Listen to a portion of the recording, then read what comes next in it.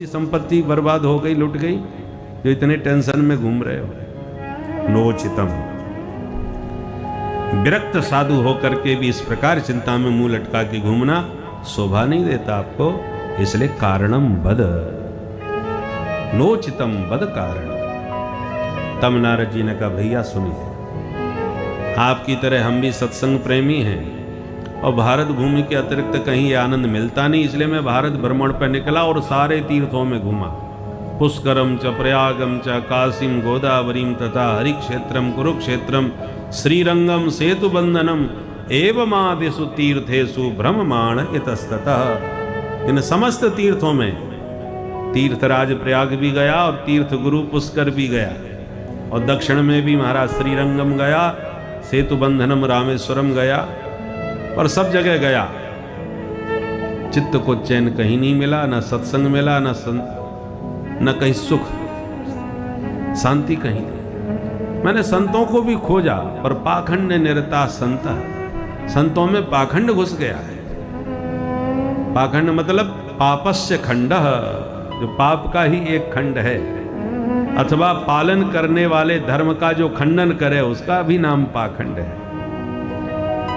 पाशब्देन त्रयी धर्म, वेद विहित जो धर्म है उसका पालन करना चाहिए। तो पा का मतलब धर्म का पालन करो, पर जिस धर्म का पालन करना है उसी का जो खंडन करने लग जाए वो पाखंड।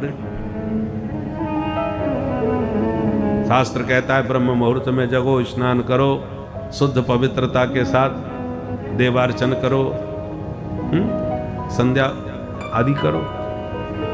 और कोई कहा गया अरे हम तो नहाते ही नहीं, महीनों तक नहीं नहाते, पूजा पाठ की जरूरत नहीं, हमें तो साक्षात ब्रह्म साक्षात्कार हो रहा है,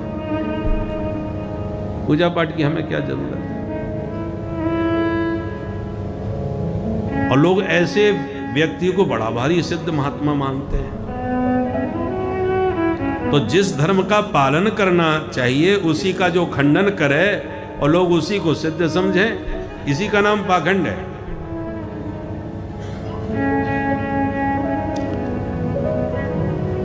पहले साधु संत बड़ा आचार विचार का पालन करते थे। टकसार अयोध्या में तो खूब चलता है। भोजन परोते समय यदि तुम्हारा पत्तल से स्पर्श हो गया, अरे राम राम, सब जूठा कर दिया। कैसे परोसना चाहिए, कैसे चलना चाहिए, सबका ये टकसार में साधु संत सिखाते हैं। साधु के संग में रहने वाले का आचरण अलग समझ में आता है कि ये टकसार सीखा हुआ है।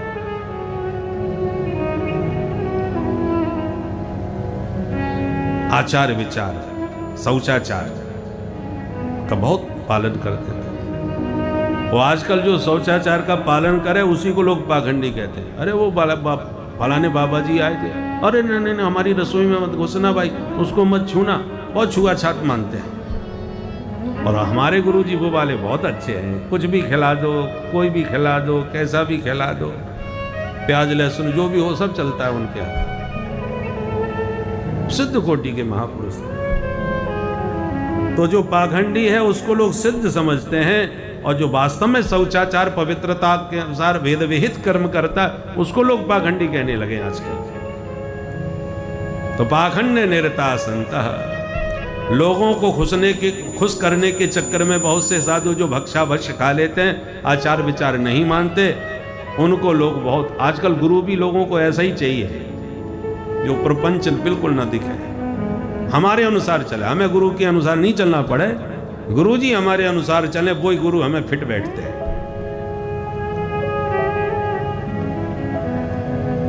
भाई वैद्य के अनुसार, डॉक्टर के अनुसार चलना मरीज को चाहिए कि मरीज के अनुसार डॉक्टर जी चलेंगे? मरीज जैसा चाहेगा वैसा ही डॉक्टर दवा देंगे, तो मरीज कभी ठीक होगा क्या? डॉक्टर जो कहे वो मरीज को मानना पड़ेगा। ये भोजन बिल्कुल मत करना, ये गरिष्ठ है, नुकसान करेगा, छोड़ो, तो छोड़ना पड़ेगा। ये दवा ऐसे खाना, वैसे, जैसे जैसे बताएं वैसे करना पड़ा। सचिव वैद्य गुरु तीन जो, प्रिय बोले भय आस, राज धर्म तन तीन को होय बेग ही नास। गुरु यदि चेला के अनुसार चलेंगे तो चेला का कभी कल्याण नहीं होने वाला, डॉक्टर साहब मरीज के अनुसार चलेंगे तो मरीज का कभी कल्याण नहीं होने वाला। और चाटुकार सचिव राजा को खुश करने के लिए मुंह देखी बात करेगा तो राजा का कभी कल्याण नहीं होने वाला। सचिव को सच्ची सलाह देनी चाहिए।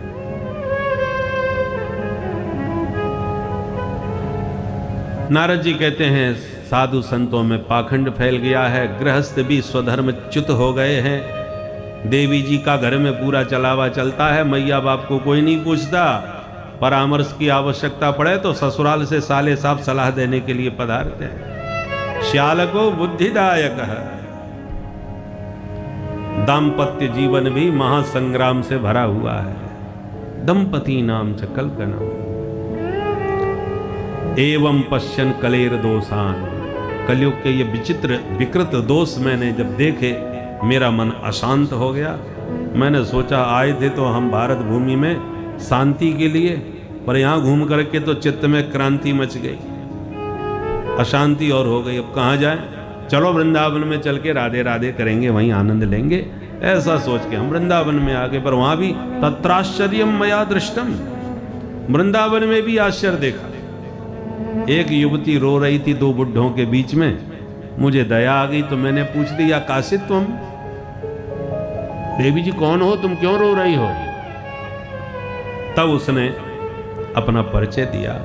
अहम भक्तिरिति ख्याता इमौ में तनयौ मतौ ज्ञान वैराग्य नामानौ काल योगेन जर्जरो। मेरा नाम है भक्ति देवी और ये दोनों बुढ़े जो मेरे सामने पड़े हैं, ये दोनों मेरे बच्चे हैं। इनका नाम है ज्ञान वैराग्य।